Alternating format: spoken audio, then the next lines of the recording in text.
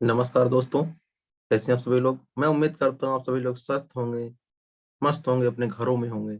आज हम एक बार फिर से एक बहुत महत्वपूर्ण चैप्टर को लेकर आए हैं, जिसका नाम है पर्यावरण प्रदूषण। इस चैप्टर के दो भाग ऑलरेडी आ चुके हैं। भाग एक में हमने पढ़ा था जल प्रदूषण, कारण और निवारण। दूसरा हमने पढ़ा वायु प्रदूषण।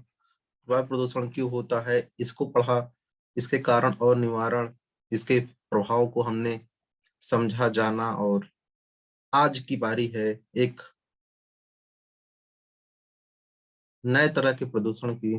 ये प्रदूषण अ, वर्तमान की देन है। वर्तमान में बहुत सारी तकनीकी अ, यंत्रों में ग्रोथ हुई है, उसकी वजह से बहुत सारे आपको समस्याओं का सामना करना पड़ता है। खासतौर पर बच्चों को सामना करना पड़ता है। उसका नाम है ध्वनि प्रदूषण। बच्चों क्या नाम है? ध्वनि प्रदूषण। ध्वनि का मतलब वो होता है, एक होता है शोर होता है, इसको आप कह सकते हैं शोर का प्रदूषण। ध्वनि से लगता है बड़ा बहुत अच्छा होगा, लेकिन इसका जो असली तात्पर्य ये है कि शोर प्रदूषण की बात है। क्योंकि कुछ लिमिटेशन होती है। अगर एक लिमिट तक आवाज है तो उसको हम उसको जो है हम शोर नहीं कहेंगे। एक लिमिट के बाद ज्यादा उसकी इंटेंसिटी ज्यादा हो जाती है, तब हम उसको शोर कहते हैं। अगर एक समान बातचीत की भाषा है तो वो ध्वनि वो नुकसानदायक नहीं होती है। तो हम अगर किसी चीज की अगर मात्रा बढ़ जाए, खासतौर पर ध्वनि की, तो प्रदूषण का कारण बन जाती है। आइए समझते हैं कहाँ कहाँ हमको ऐसा लगता है कि जो ध्वनि है वो हमको प्रभावित कर रही है। पहला जो उदाहरण देखने को मिलता है, आजकल जो शादी विवाह होते हैं उसमें डीजे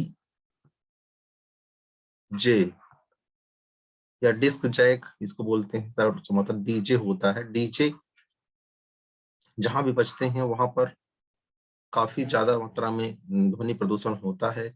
और वहां पर बहुत समय तक रुकना भी संभव नहीं हो पाता है, क्योंकि इतना ज्यादा शोर होता है कि आपके जो दिमाग के काम करने की कैपेसिटी होती है वो कम हो जाती है। और पूरा शरीर कहीं ना कहीं बहुत ज्यादा ध्वनि से प्रभावित होता है, वाइब्रेशन शरीर में होने लगती है। लोग कहते हैं ना कि इस जब तक माहौल नहीं बनता है, म्यूजिक खूब तेज नहीं बजता, तब तक डांस नहीं होता है, नृत्य नहीं होता है।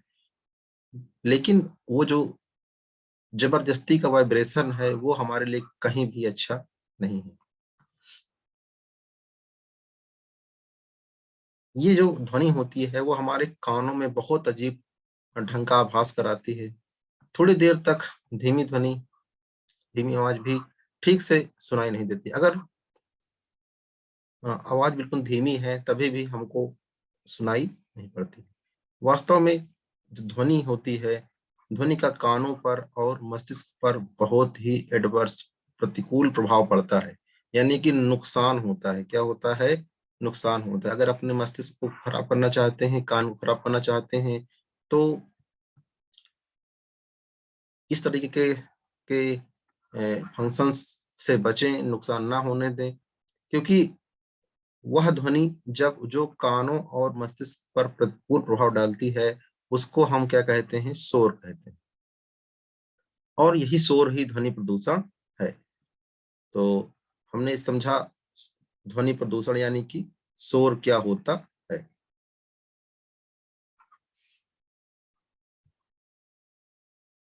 चलिए अब जानते हैं क्यों होता है, इसका रीजन क्या है। तो अगर हम रीजन की तलाश करें तो जो पहला रीजन निकल के आता है वो आता है यातायात के साधनों की तेज ध्वनि। यानी कि जो यातायात के साधन होते हैं उनकी ध्वनि बहुत तेज होती है। आपने देखा होगा हेलीकॉप्टर जब भी उतरता है तो काफी तेज आवाज करके आता है। इसके अलावा जो वो बाइक फोर व्हीलर होती है वो भी काफी तेज शोर करती है, साउंड करती है। और कुछ म्यूजिक म्यूजिक है वो काफी तेज बजाते हैं। उसकी वजह से भी माइक होता है, हार्न होता है, हार्न से भी बहुत समस्या होती है। बड़े बड़े साउंड बॉक्स होते हैं, इनसे भी बहुत ज्यादा समस्या देखने को मिलती है। तो दूसरा दिया है ऑप्शन, ये सॉरी कारण दिया हुआ है, ये है टीवी, रेडियो, डीजे से होता है। तीसरा रीजन है पटाखे की तीव्र ध्वनि से भी प्रदूषण होता है। चौथा है उद्योगों से में प्रयोग किए जाने वाली मशीनें, सायरन और जनरेटर से भी ध्वनि प्रदूषण होता है। तो बहुत सारे रीजन्स हैं।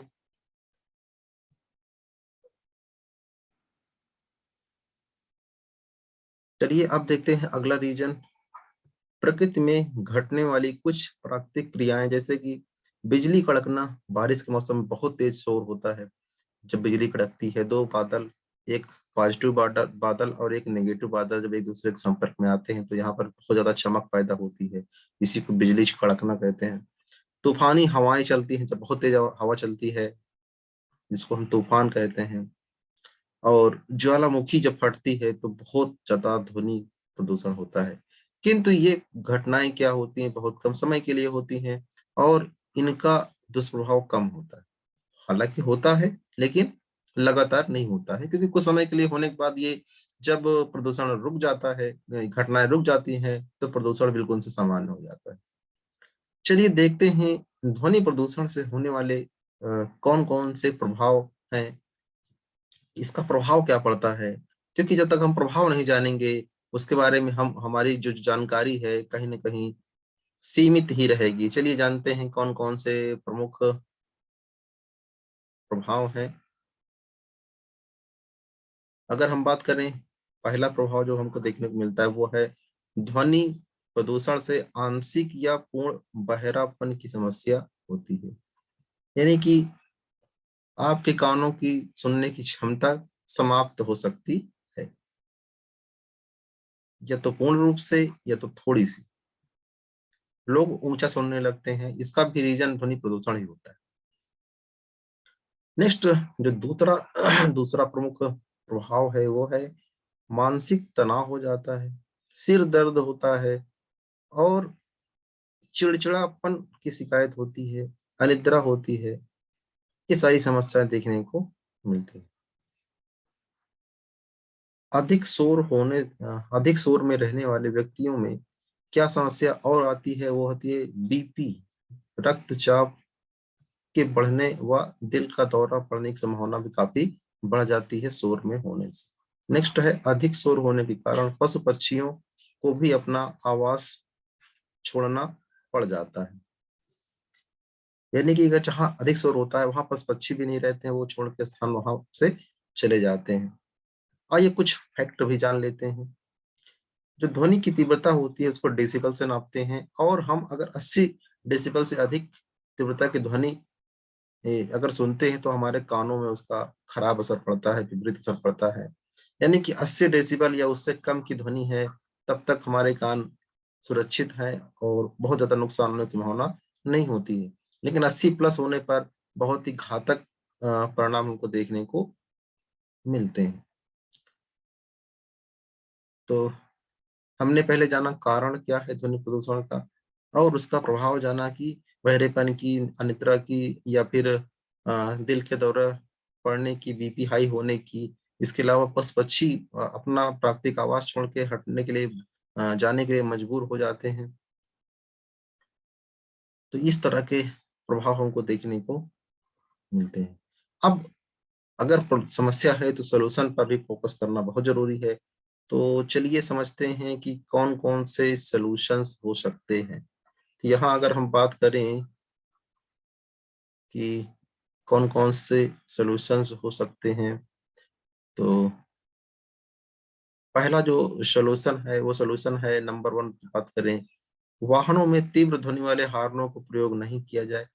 इससे अनावश्यक रूप से ना बजाया जाए। अ, बच्चों बहुत शहरों में, विदेशों में ऐसा है, वहां पर आपको हार्न सुनने को नहीं मिलता है। जहां तक मैंने सुना हुआ है, शायद सिंगापुर ऐसा देश है जहां पर हार्न आपको सुनने को नहीं मिलता है, और मिलता है लेकिन बहुत देर, दिन भर में आपको एक दो बार सुनने को मिल सकता है, और बहुत कम बजता है वहां पर, अनावश्यक रूप से कोई बजाता नहीं है। और दूसरा जो काम आप कर सकते हैं नियंत्रण करने के लिए वो है रेडियो, टीवी, डीजे का प्रयोग कम करें। इसका यूज ही कम करेंगे तो पोल्यूशन होने की संभावना कम हो जाएगी। तीसरा जो काम आप कर सकते हैं वो है ऐसे उपकरणों का उपयोग करें जिनसे ध्वनि प्रदूषण ही कम हो। चौथा काम कर सकते हैं ये है कि जो उद्योग होते हैं वो शहरों से दूर स्थापित करें और पुरानी जो मशीनें होती हैं उसको नई मशीनों से बदलते रहें जिससे कि ध्वनि प्रदूषण कम होता रहे। इस कार्य में हमारे साथ एक बहुत ही बढ़िया चीज सहयोग कर सकती है वो है हमारे प्यारे पौधे। पौधों का प्रभाव आइए समझते हैं। ध्वनि प्रदूषण को नियंत्रण में पौधे बहुत उपयोगी होते हैं। पौधे करते क्या है, उच्च ध्वनि तरंगों को अवशोषित करने के साथ साथ उसे वायुमंडल में विक्षेपित करने में सहायक होते हैं। यानी ध्वनि को फैला देते हैं, वो आपको डायरेक्टली आपके ऊपर बहुत बड़ा प्रभाव डालने से ये रोक देते हैं। सड़कों के किनारे लगे वृक्ष वाहनों की आवाज को रोकते हैं जिससे बस्तियों तक शोर कम पहुंचता है। इसीलिए सड़क किनारे लगे वृक्षों को ग्रीन मफलर कहा जाता है। क्या कहते हैं? Green muffler. बहुत ध्यान रखना है, ग्रीन मफलर का संबंध किससे है? कई बार परीक्षाओं में आता है। ग्रीन मफलर, ग्रीन मफलर क्या होता है? वो सड़कों के किनारे जो लगे हुए पेड़ होते हैं जो ध्वनि प्रदूषण को अपने अंदर अवशोषित कर लेते हैं, उन्हीं पेड़ों को हम ग्रीन मफलर कहते हैं। ग्रीन मफलर कहते कि इसको आप पौधों कहते हैं, लेकिन वो पौधे जो सड़क के किनारे लगे होते हैं जिससे कि ध्वनि प्रदूषण रुकता है। तो आज हमने तीसरे भाग में समझा ध्वनि प्रदूषण, कारण, प्रभाव और नियंत्रण के तरीके। हम उम्मीद करते हैं आपको ये भाग काफी पसंद आया होगा और आपके लिए सहायक होगा। इस भाग को एक बार फिर से हम शॉर्ट में रिवाइज कर लेते हैं। ध्वनि प्रदूषण का जो की परिभाषा है वो ये है कि हम वो ध्वनि जो हमारे कानों को, हमारे मस्तिष्क को खराब करता है उसको हम शोर कहते हैं। यही शोर ध्वनि प्रदूषण होता है। इससे कारण क्या होता है? यातायात के साधन होते हैं, बहुत सारे इलेक्ट्रॉनिक सामान होते हैं, पटाखे होते हैं, सायरन, जनरेटर आदि इसकी वजह से होता है। प्राकृतिक घटनाओं की वजह से होता है। इसका प्रभाव पड़ता है, बहरापन की शिकायत देखने को मिलती है, मानसिक तनाव होता है, सिर दर्द होता है, निद्रा होती है, बीपी बढ़ जाती है, दिल का दौरा पड़ने की संभावना बढ़ जाती है और पशु पक्षी अपना आवाज छोड़ देते हैं। ध्वनि प्रदूषण को अगर हम नापने की बात करें तो 80 डेसिबल से अधिक ध्वनि होने पर हमारे कानों को नुकसान करती है।